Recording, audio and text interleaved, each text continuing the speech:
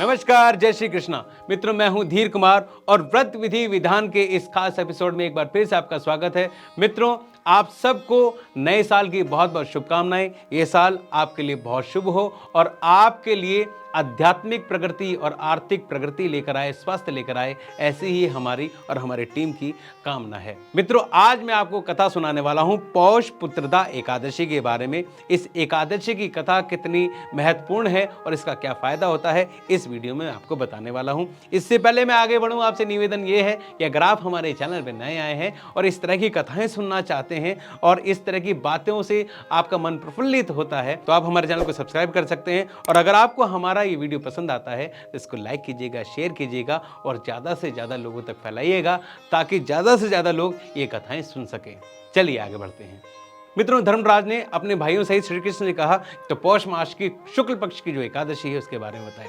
श्री कृष्ण ने कहा कि पौष मास की शुक्ल पक्ष की जो एकादशी है उसको पौष पुत्रदा एकादशी कहा जाता है और इसका व्रत करने से, इसकी कथा सुनने से पुत्र प्राप्ति होती है। और जिनके पुत्र आदि नहीं है या फिर संतान नहीं है, वो ये व्रत करें तो उनको निश्चय ही संतान की प्राप्ति होती है। तो श्री कृष्ण ने जो कथा सुनाई वो मैं आपको सुनाता हूं। एक समय की बात है, भद्रावती नामक नगरी में एक सुकेतुमान नाम का राजा राज्य करता था।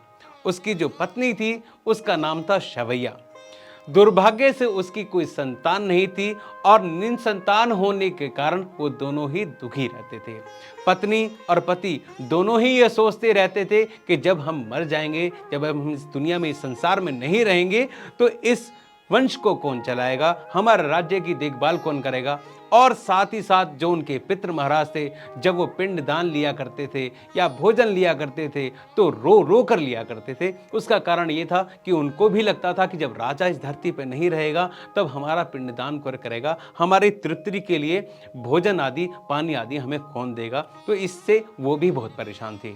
राजा ने कई लोगों से इसके बारे में पूछा कि मेरे पुत्र नहीं है, मेरे संतान नहीं है, मैं निपुता ही मर जाऊंगा, तो ऐसा मैंने क्या बुरा काम किया है। राजा के पास इतनी धन दौलत संपदा होने के बावजूद भी वह हमेशा दुखी रहता था और चिंतित रहता था। एक समय तो राजा ने दुखी होकर अपने प्राणों को त्यागने का विचार किया, पर आत्मघात एक बहुत बड़ा अपराध है ये सोचकर वह रुक गया और उसने वन में जाने का निर्णय किया, कि वन विहार करने का निर्णय किया। राजा ने वन में हर प्रकार के जीव को देखा और उसके मन में विचार आया कि सब इतने सुखी हैं और सब अलग अलग तरह से विचरण कर रहे हैं। मैंने अपने जीवन में ऐसे कौन से पाप किए हैं जो मेरे को ये दुख प्राप्त हुआ है। मैंने तो यज्ञ भी बहुत किए हैं, मैंने प्रजा पालन में कार्य किया है और मैंने किसी का दिल भी नहीं दुखाया, तो फिर मेरे को ऐसा क्यों दुख प्राप्त हो रहा है, मैं निसंतान क्यों हूँ। ये सोचते सोचते वो दिन थोड़ा सा आगे बढ़ गया और वो प्यास से जो है व्याकुल हो गया। जब वो प्यास से व्याकुल हो गया तो उसने आसपास किसी नदी को तलाशना शुरू किया। पानी के तलाश में राजा एक सरोवर के निकट पहुंचा और उसने देखा कि वहां का दृश्य बहुत ही मनोरम था। अलग अलग तरह के फूल वहां पर खिले हुए थे, अलग अलग तरह के जीव जंतु वहां विचरण कर रहे थे और साथ ही साथ कई सारे ऋषियों की कुटियां वहां पर बनी हुई थी। राजा ने वहां पर कुछ मुनियों को अपनी ओर आते हुए देखा और उनको देखते ही राजा के दाहिने अंग फड़कने लगे। राजा ने इसको एक शुभ संकेत समझा और घोड़े से उतरकर उसने मुनियों को प्रणाम किया। मुनियों को प्रणाम करने के बाद राजा ने उनसे पूछा कि आप लोग कौन हैं और कहां से आए हैं। मुनियों ने कहा कि आज पुत्रदा एकादशी है और हम विश्व देव हैं, हम लोग इस पवित्र सरोवर में स्नान करने आए हैं।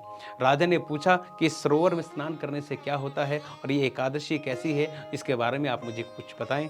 राजा ने एक बार फिर से उन्हें प्रणाम किया और उनसे आग्रह किया कि मेरे कोई पुत्र नहीं है, मेरे कोई संतान नहीं है, मैं आपसे आग्रह करता हूं कि मुझे आशीर्वाद दीजिए कि मुझे पुत्र प्राप्ति हो और मेरा जो है वंश आगे बढ़े। मुनियों ने कहा कि आज पुत्रदा एकादशी है, अगर आप आज इस व्रत का पालन करते हैं और कल के दिन पारायण करते हैं तो आपको निश्चय ही पुत्र की प्राप्ति होगी।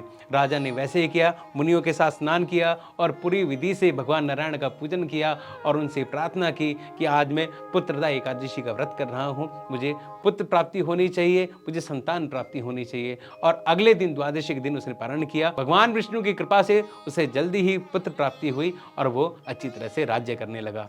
मित्रों, ये थी पौष पुत्रदा एकादशी जो कि आती है पौष मास के शुक्ल पक्ष में। मित्रों, मैंने अपनी सभी वीडियोस में आपको बताया है कि एकादशी के व्रत किस प्रकार से किए जाते हैं। मित्रों, एकादशी का व्रत दशमी से ही शुरू हो जाता है। तो सबसे पहले आपको क्या करना है कि तुलसी के पत्ते दशमी को ही तोड़ के रख लेने हैं, क्योंकि भगवान विष्णु को आपको तुलसी अर्पित करनी है और तुलसी आप एकादशी के दिन तोड़ नहीं सकते हैं। तो आप एक दिन पहले ही उसे सहेज कर रख लीजिए।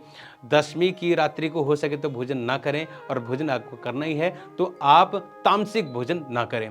अगले दिन जब आप सुबह उठें, स्नान आदि करें, भगवान विष्णु के जो पूजा की तैयारी करें, साफ सफाई करें, भगवान विष्णु को जो चीज़ें प्रिय हैं वो बनाएं और उनको भोग लगाएं, और संकल्प लें कि आप ये व्रत कर रहे हैं और भगवान विष्णु का आशीर्वाद आपको मिलना चाहिए। तो इसलिए आप उनसे आशीर्वाद मांगें कि वो आपको सहायता करें इस व्रत को पूरा करने में। उसके बाद आप पूरे दिन भगवान विष्णु का स्मरण करें, रात्रि को स्मरण करें, और सुबह उठ के उसी प्रकार से आपको भगवान विष्णु का फिर से पूजन करना है। और दान आदि करने के बाद, दूसरों को खाना खिलाने के बाद, ब्राह्मणों को खाना खिलाने के बाद या फिर निर्धनों को खाना खिलाने के बाद आपको स्वयं भोजन करना है, तब एकादशी के व्रत का पारण होता है। मित्रों, इस तरह से एकादशी का व्रत किया जाता है। अगर आपको एकादशी से जुड़ी हुई कोई भी बात पूछनी है तो आप हमें कमेंट कर सकते हैं। आपके हर कमेंट का हम जवाब देने का प्रयास करेंगे। मित्रों, वीडियो कैसा लगा, ये कथा कैसी लगी और इससे आपको शिक्षा क्या मिलती है, ये आप मुझे कमेंट करके जरूर बताएं। साथ ही साथ अगर आप हमारे चैनल पर नए आए हैं तो इसको सब्सक्राइब कर दीजिए, और अगर आपको ये वीडियो पसंद आया है तो इसको लाइक और शेयर जरूर कीजिएगा। इसी के साथ मैं धीर कुमार लेता हूं आपसे अनुमति। जल्दी ही मिलूंगा एक नए व्रत के साथ, एक नई विधि के साथ, एक नए विधान के साथ। जय श्री कृष्णा।